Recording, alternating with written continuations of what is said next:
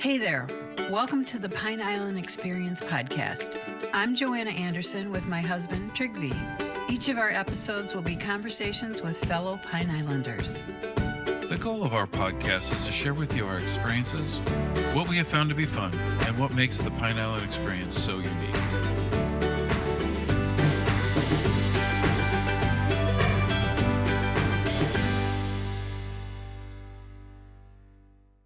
Yeah, one thing I really want to do, and I'm going to do it. Actually, one of the other things Bo talked about, which has been on the top of our mind, is doing like a Florida luau, like making it Florida style instead of Hawaiian style. Yeah. And like, Bo had the idea of you say. So the idea was like, what are the most Florida foods and what you think when you think of Florida? So I was like, we should roast a shark and do teriyaki gator tail. You just heard Chef Becca Findeisen and Chef Bo Marcoux from Coastal Eats of Southwest Florida tell us some of their future ideas. Becca and Bo are personal chefs offering dining experiences in North Captiva, Useppa, Pine Island, and Cape Coral. While they offer so many wonderful personalized chef services from plated meals, buffets, heat and serves, fresh catches, and cooking classes, they are constantly pitching new ideas to each other. And now, here are Becca and Bo. Well, welcome, Chef Becca and Chef Bo, two chefs in the house. Nice to see you here. You're from Coastal Eats, Southwest Florida. And I've been going out and looking at your websites and Instagram, and it just looks phenomenal what you're doing. And I see, congratulations, you have more than 1,000. I saw you posting that, 1,000 subscribers to your Facebook page. Yeah, that was exciting. Congratulations. Thank you. So we're going to start like we always do. Start in the very beginning, where you're from, where you went to school, how'd you get here to what you're doing now. And we'll start with Becca first, because I want to hear about Alaska. Yeah. My name is Becca. I grew up in Southeast Alaska. I was born and raised there to a commercial fishing family. My father is a troller and he trolls for salmon. And when he was younger, he did everything.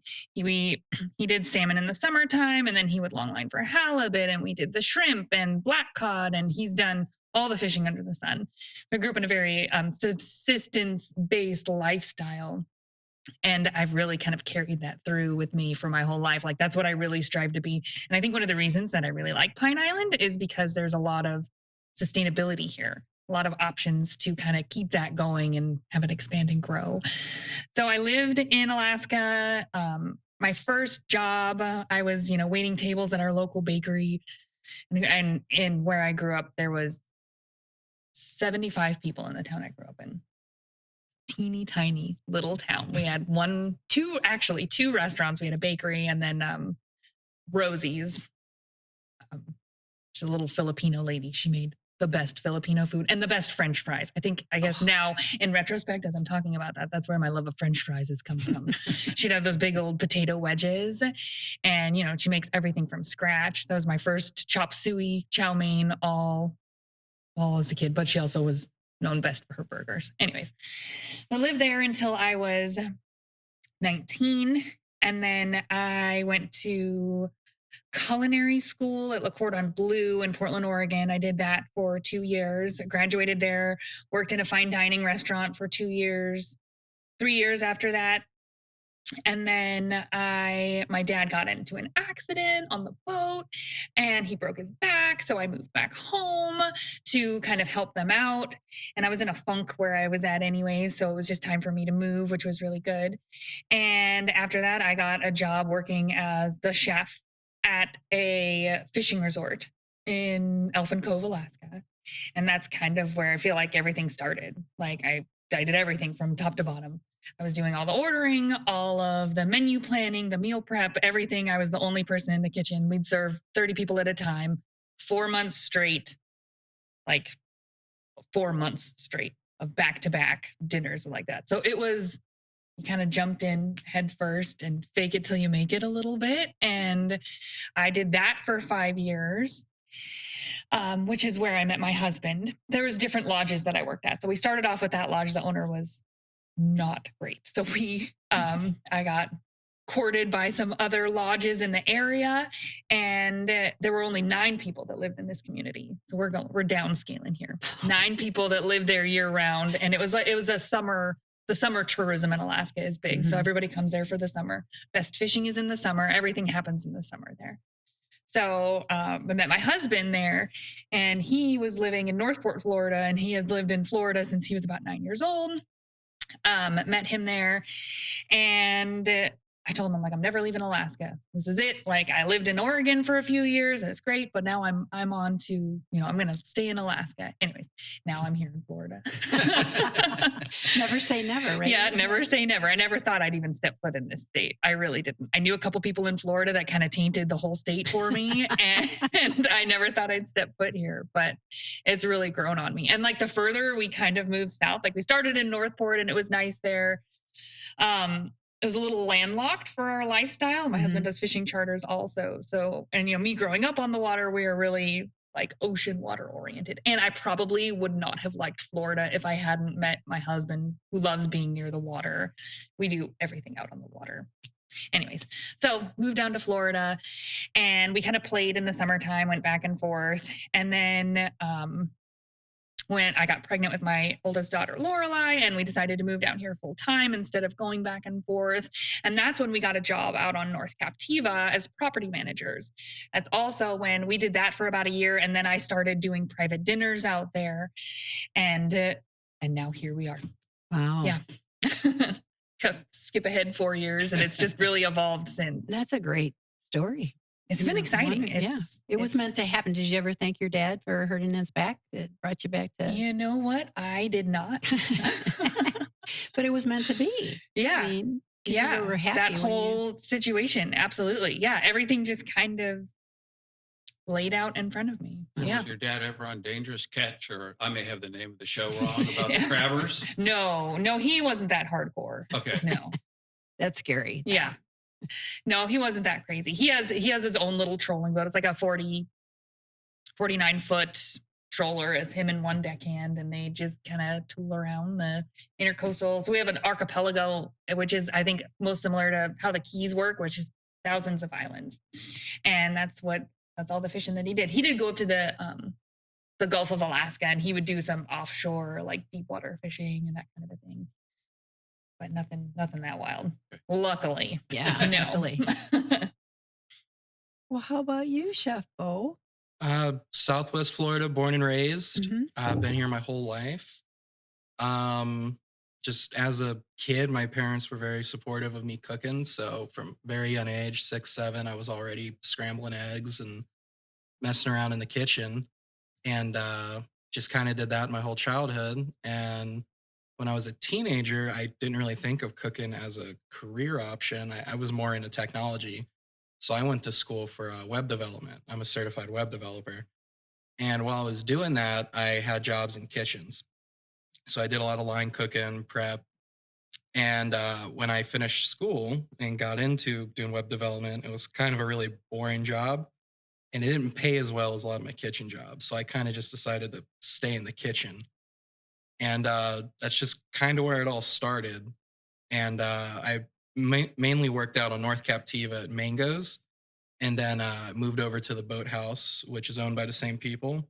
It's a little more fine dining. It's like a steakhouse. And I worked in there for a long time. And eventually I kind of was the main guy up there. So it was me and 2 other people. And I ran that kitchen for a couple years. And then COVID started. And that's when I met Chef Becca. And she's the one that kind of introduced me to all the private dinners out there. And that's how we started working together. And I really liked it. It was a nice change of pace. And it was a lot more fulfilling of a job.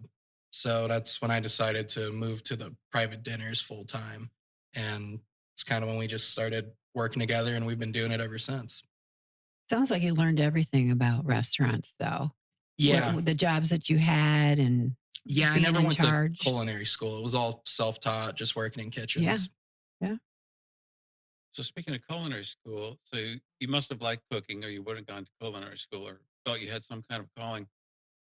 Was it what you expected, or a lot of times too, I think, particularly when you're growing up, you have an idea of what you might want to be. And I'm not talking about when you're 4 and 5 and you want to be a firefighter or policeman kind of stuff, but was that a culture shock, or was it what you expected to be? What was that experience like? Because that can't be easy.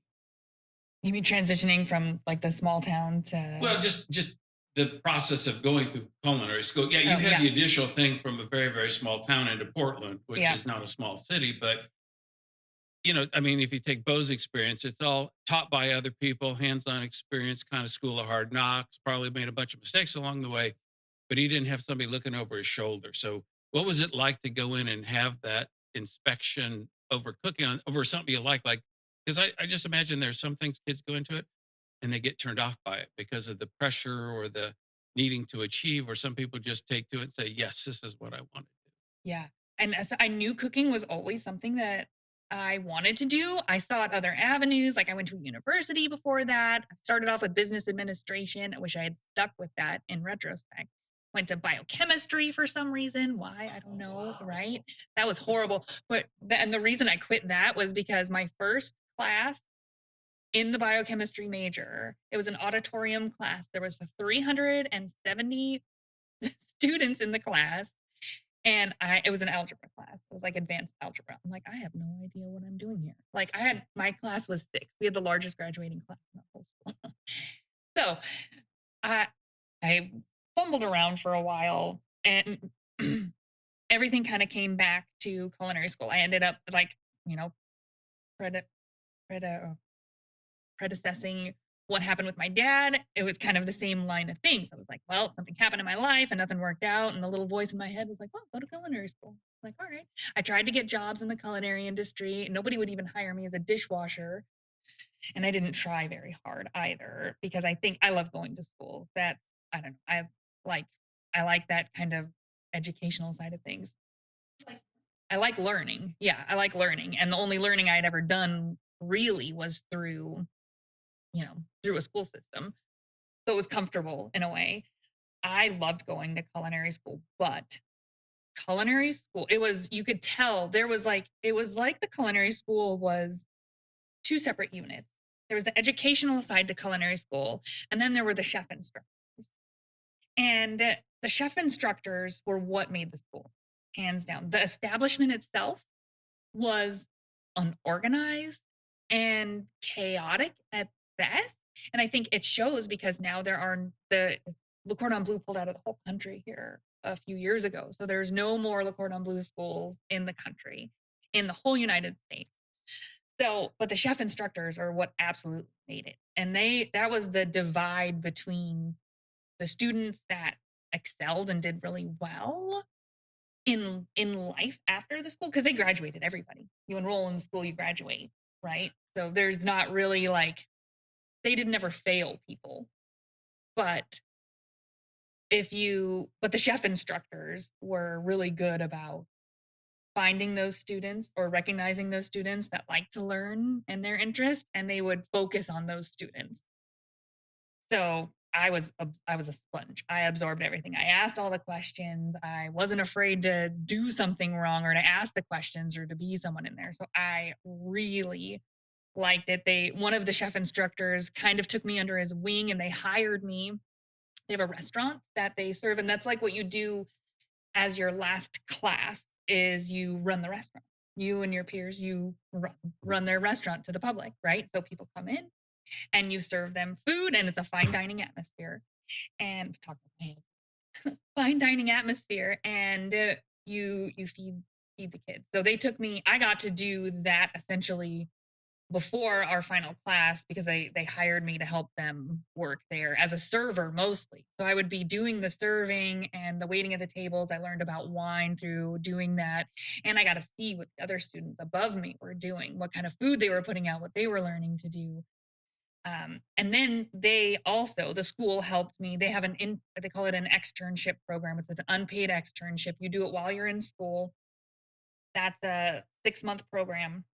You work with a restaurant for 6 months, and then maybe they'll hire you afterwards. I got lucky. I got signed on to a seafood and wine bar, another fine dining establishment, and I loved it. I learned it was only 2 years there. So in my short 2 years at that restaurant, I learned absolutely, hands down, as much as I did as my 2 years at culinary school.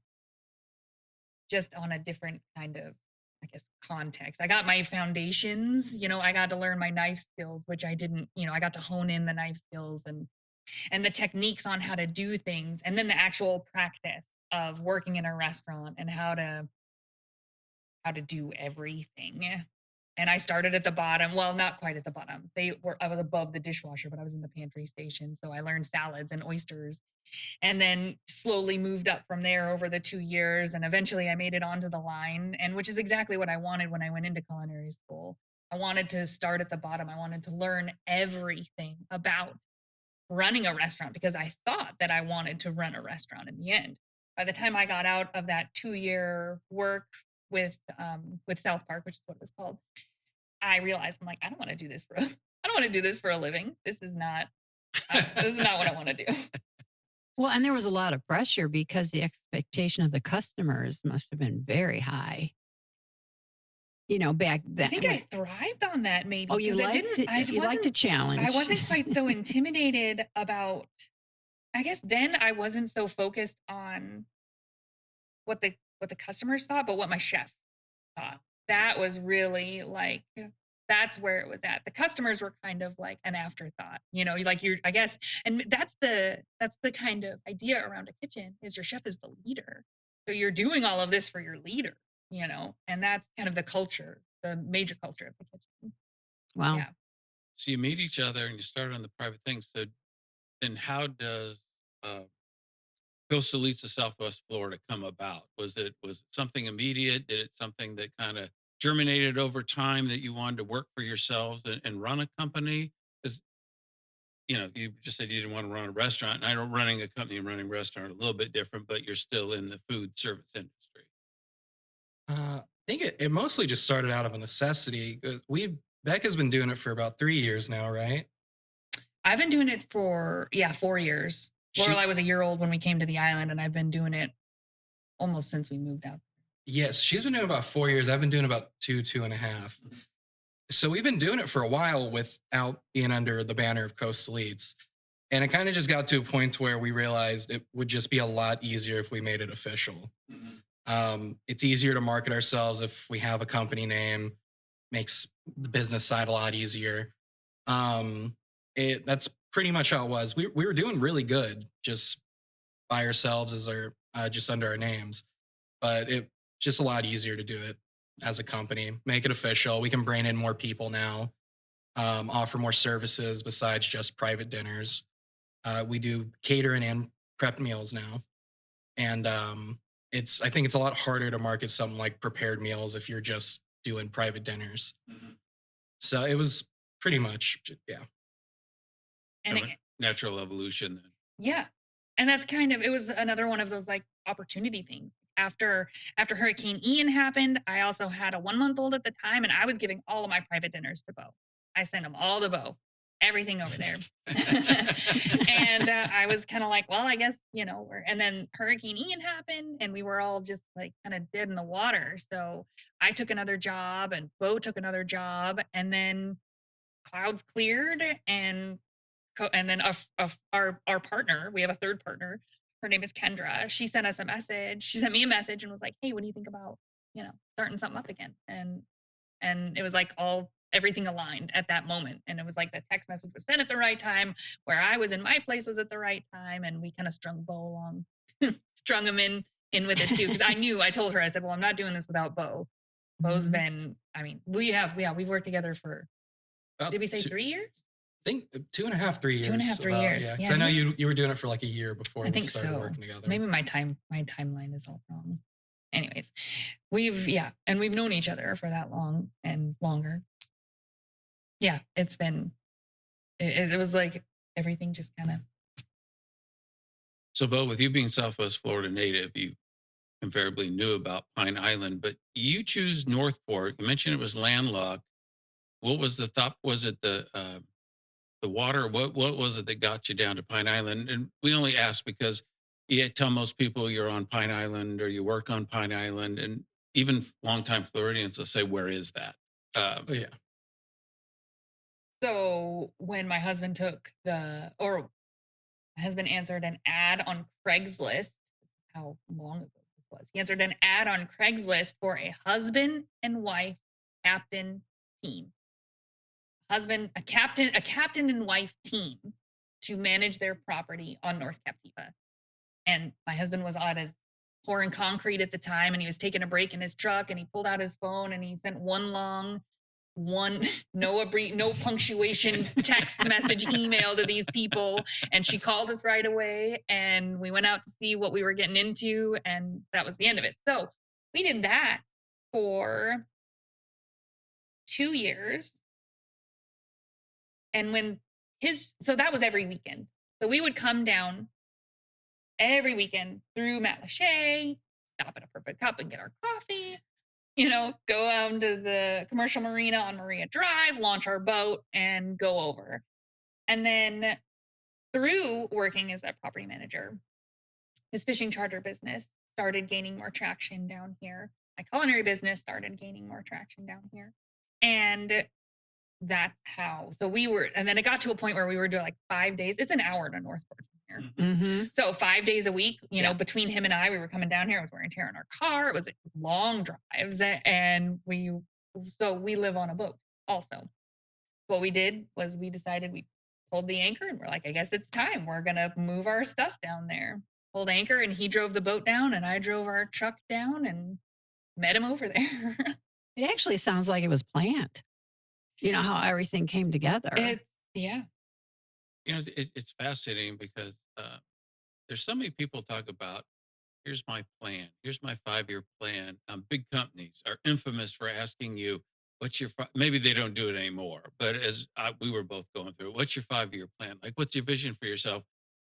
And I finally got to the point where I'm like, I think it's about opportunity and situations. And to say I have a plan, it has no merit. I can write something down on paper, but it's got to be the right situation. It's got to be the right situation for the company. It's got to be the right situation for me. It's got to be the right situation for us. It's got to be in the right locale. And so many of the things that I think have happened, we've lived all over the country, but that wasn't planned. It was, situations or opportunities came up, and you two really are kind of the essential of that as well, is that everything has just progressed through a series of opportunities that appealed to you or stuff that they learned that, made you jump up to the next level. So it's kind of interesting how that has come about for you into the successful starting and running of a business now. Yeah, absolutely. I've always seen life as kind of like doors or paths, choices and paths. And yeah, I know when I take a good path. I know when I take a bad path, usually always in retrospect. And the bad paths aren't necessarily mistakes, but other types of learning. Well, it looks like you're so open to both of you to new things. Like your services certainly have grown. Did it start with plated dinners? Yeah, that was the foundation. But now you offer all these other services that sound phenomenal. Yeah. Really? And that's been the benefit of partnering with Bo and with Kendra, is we've been able to really broaden our scope. Yeah, more ideas, and it allows us to split up and do different things.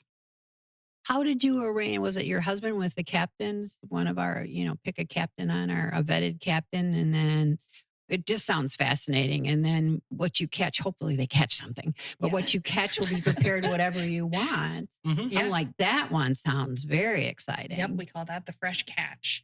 And that's what, and because our start was on North Captiva, and North Captiva is primarily vacation rentals, that's who our clientele has been. And that's kind of where that came from and who we cater to, because people want to come out and want to have a good time and they want to do things. And North Captiva is very small. There's not a lot to do. So one of the things that people like to do is go fishing. And that's kind of how that evolved into the fresh catch. And it tends to be a pretty popular one. Well, it's brilliant. I remember restaurants would say, bring in and we didn't see that. Remember that started changing, that they weren't saying bring your fresh catches in. Yeah, you really don't see that too often anymore. There's only like 2 restaurants I can think of that do that in this area. That's probably thanks to COVID. Yeah, probably. Oh, I sure. can see that. Yeah. That's probably what did it. Well, for those of us that primarily cook with a microwave, let's start with what is a plated dinner? The plated dinner it's basically the way we market it is we bring the restaurant to your house. So that means you're getting full service. We're going to come in, we're going to set your table. We're going to bring the food to you. You're going to have a menu. The menu's already pre-made for you, so you're not going to pick from it. But it's bringing just that restaurant experience. We want you to be able to relax. We're going to come in, do all the cooking and cleaning. It's going to be like we were never there, except you'll be full when we leave. And that's pretty much it. We just kind of, it was really COVID, I think, that started it for you. It was, everyone was staying at their houses at the beginning, but people still want to have experiences. So it made that opportunity to let's just bring the restaurant to the house then if you can't leave, and kind of just snowballed from there. Yeah, we were really able to capitalize on that after COVID. Was it in the beginning? Was it typically like a 2 people or 4 people kind of group? I actually just did my first private dinner for 2. It's usually at the lowest 4.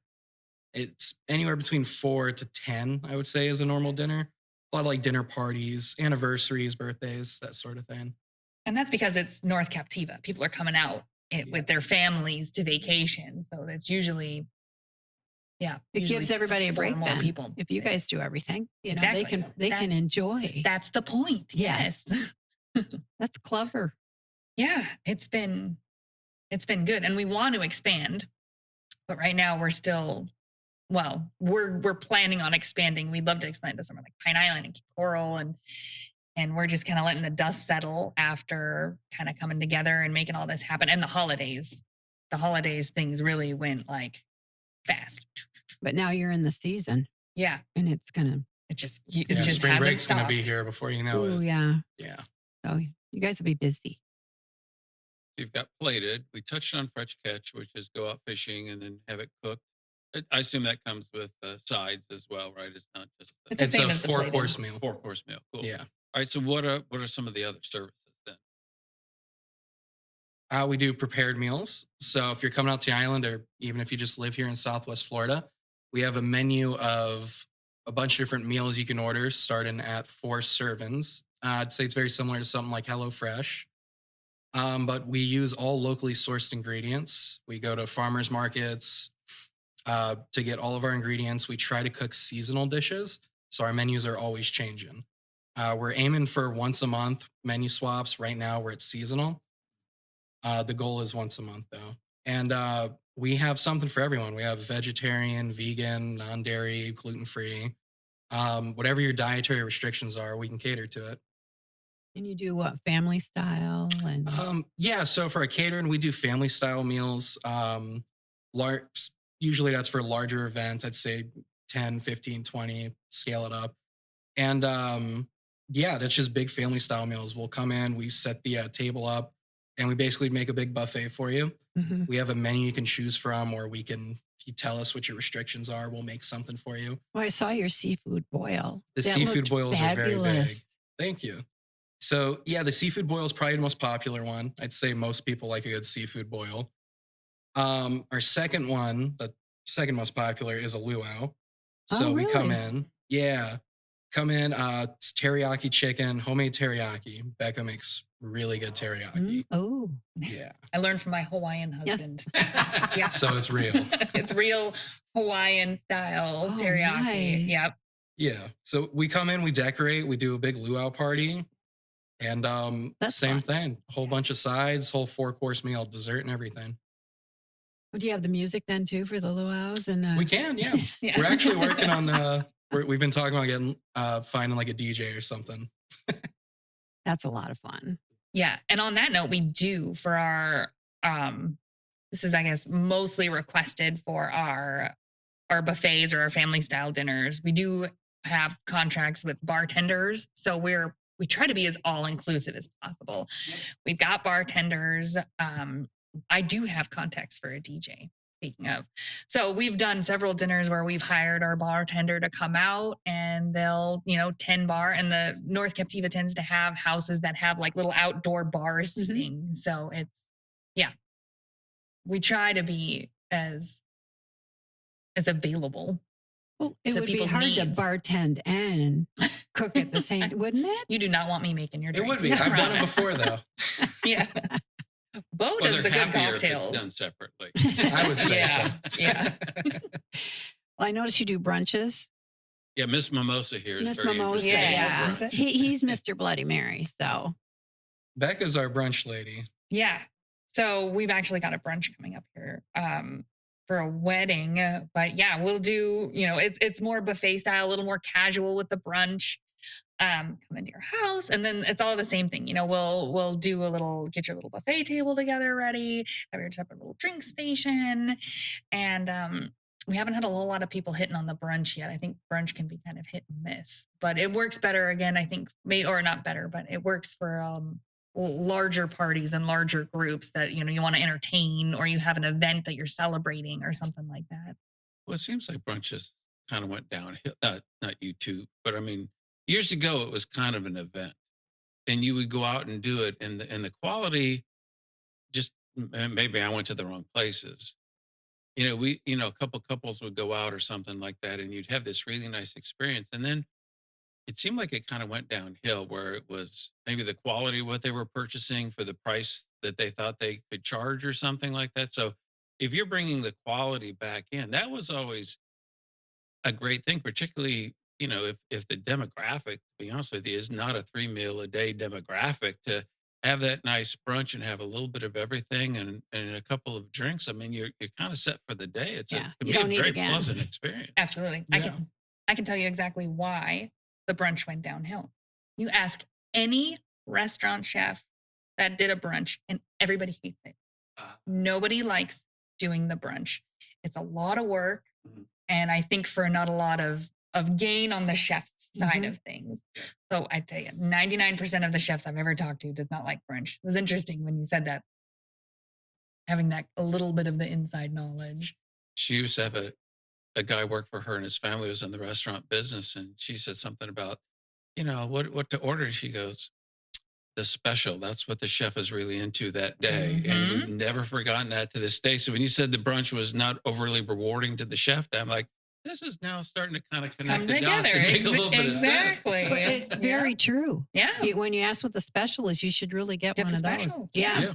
Mhm. Because it is phenomenal usually. And people don't understand, oh no, I want what I always get. Okay. You're missing out. It's a special for the reason. Yeah. It's going to be fresh, and it's what they want to make. Yeah. It's So what they're they gonna make it good. enjoy, right? That's that secret ingredient thing. We get asked all the time, what's your secret ingredient? Bo Well- actually has a secret ingredient. Oh, I you don't. do? I just say love. 'Cause Yeah, I yours love is doing it. love. Mine is love. What's your secret ingredient? Oh, you can't say. Well, I'll tell you. It's MSG. That's why it's so good. Yeah. There was a situation comedy, and I can't remember what the dish was. I said, "Oh my God, this is the best I've ever had. What's the secret ingredient?" And I think she thought they were going to say love or something like that. She goes, lard. Yeah. Yep. It's true. That's a good one. But it does tastes taste good. Yeah. In the past, we've had a lot of fun at cooking classes, and I guess you do cooking classes. So let's talk a little bit about what those are and how that works. And again, we're like fully customizable. We have a base of what we offer, but a lot of times it's just a guideline or to inspire whoever we're serving.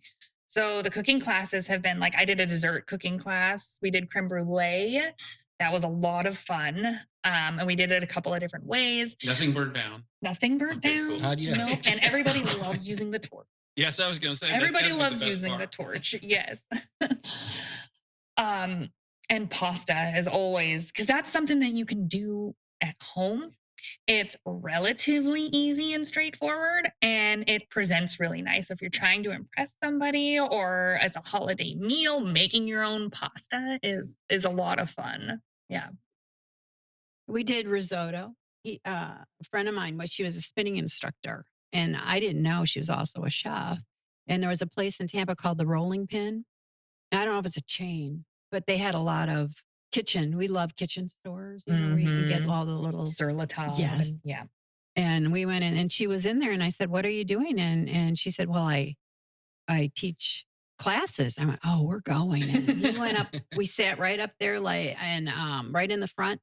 and what was it, 43 minutes to make risotto from scratch. It was, and then when we had someone over, we put her to work. We said, here, we're going to show you how to make risotto. And she said, I've never been invited to dinner where I've been told to cook. But she's a good friend. And we really enjoyed that. Well, our other trick, truth be told, was we had bought one of those electric pasta makers. So probably not what you teach. Wow. But, you still put the semolina flour and the eggs and stuff into it. And people would come over and they're like, we're going to have homemade pasta. And she would go, You're going to make here's the tool. And we got it all measured out. You pick the dye. And then roll it around and get it mixed up. And then you put the dye on and you just reverse it. So there was no hand pressing or rolling. Right. Like would be done. But it was entertainment at dinner. Absolutely.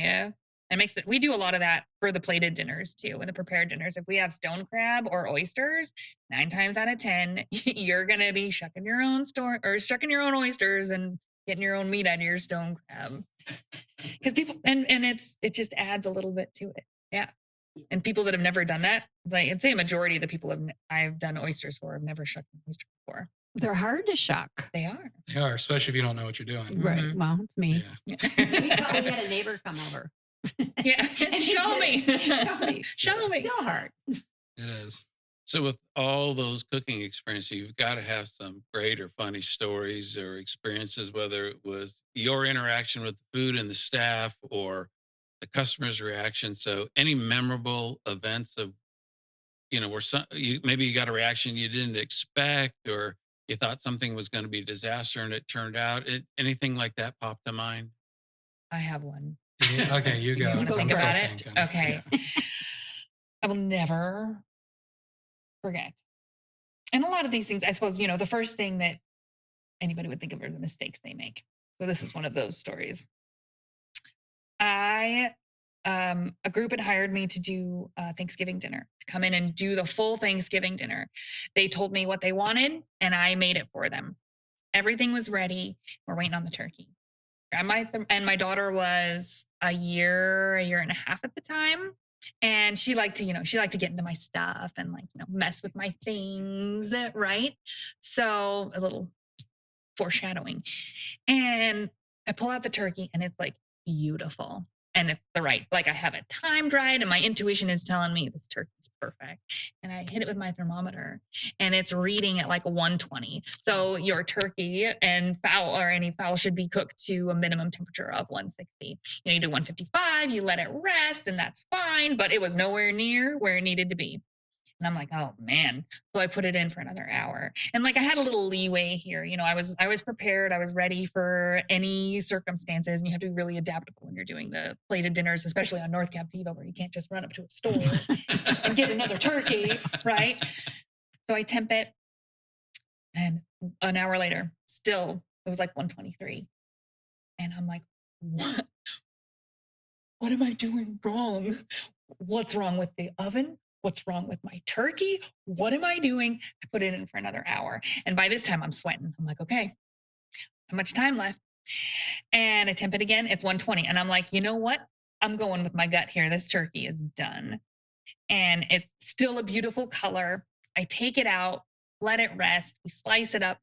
And somewhere along the line, I had realized And I had to tell the clients, I was like, it's going to be a little bit longer. And they were, watching football and hanging out. We had appetizers for them, so they weren't drinking. So they were like, no big deal.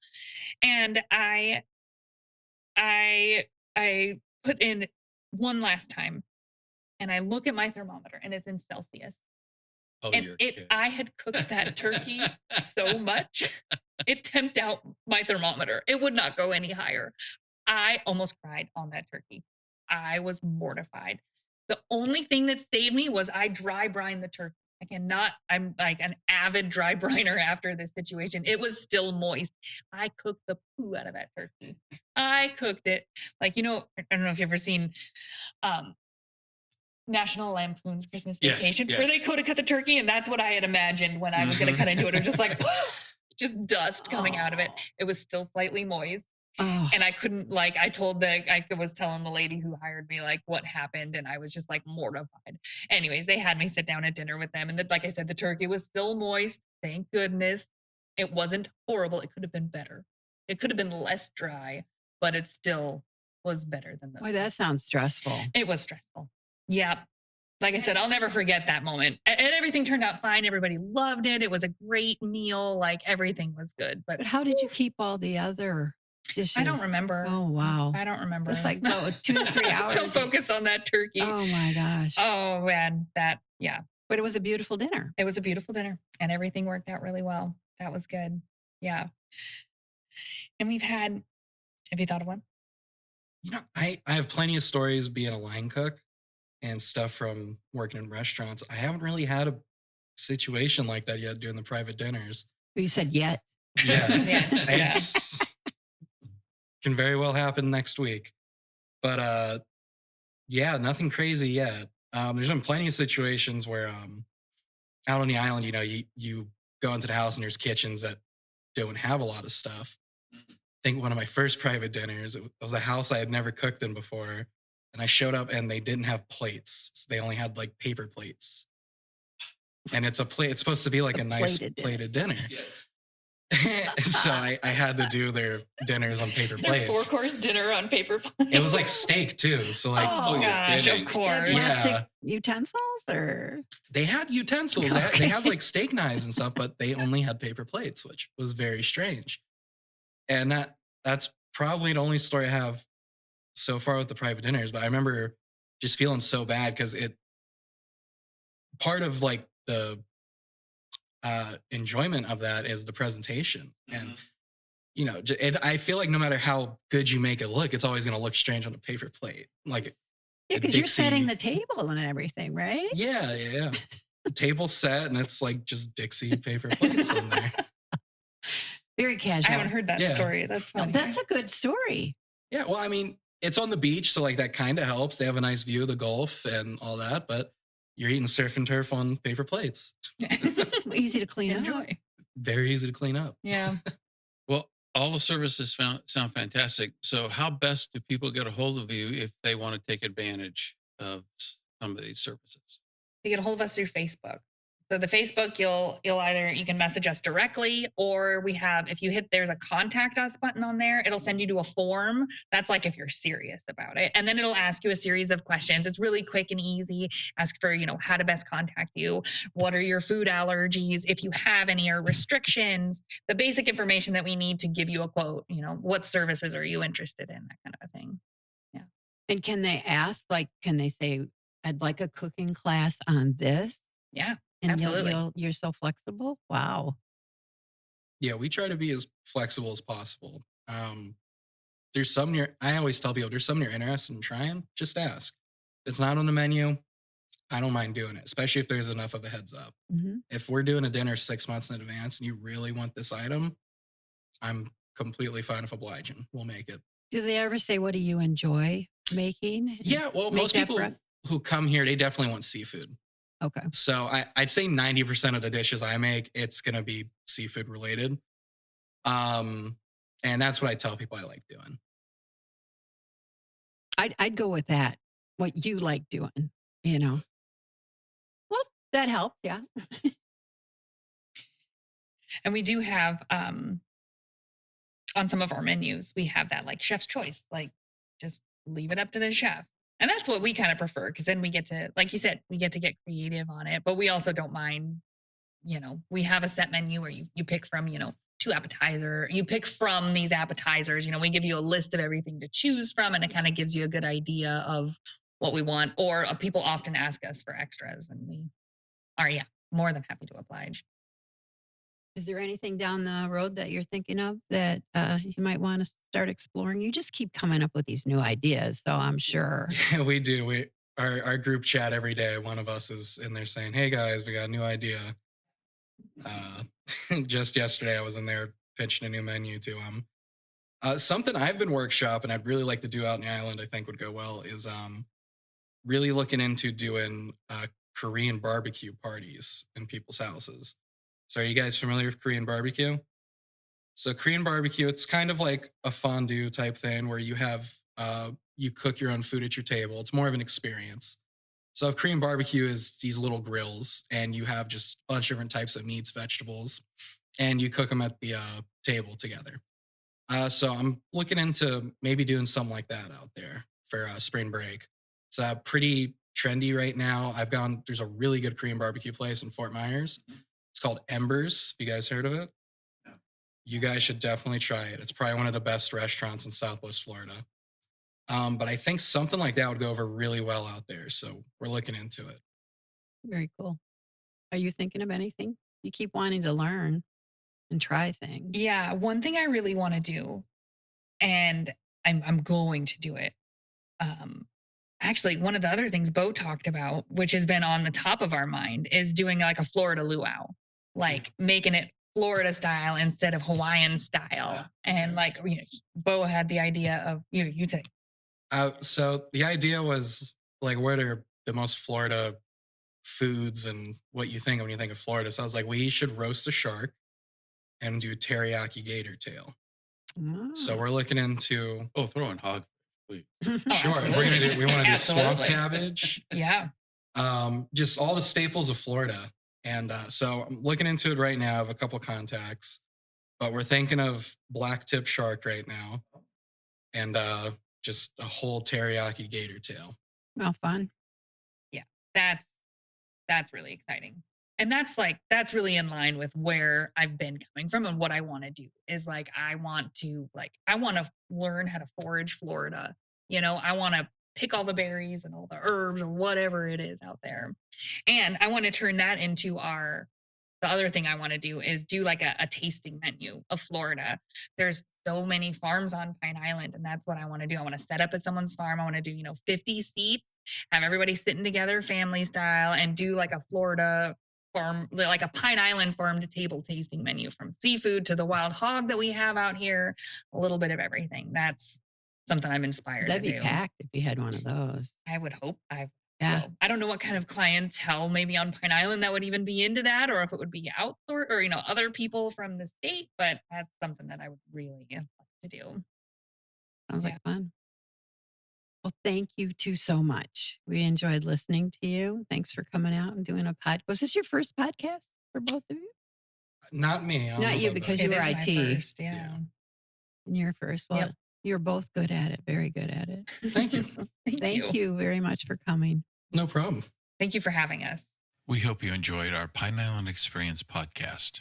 If you have any ideas for us, people to interview, or any comments, please feel free to email them to us at pineislandexperience@gmail.com. That's pineislandexperience, all one word, @gmail.com. Don't forget to like us, and you may subscribe to this podcast using all the major catchers like Apple iTunes, Google Podcasts, and Spotify. Thanks again for listening, and remember, island life is a constant vacation. We'll see you on the next podcast.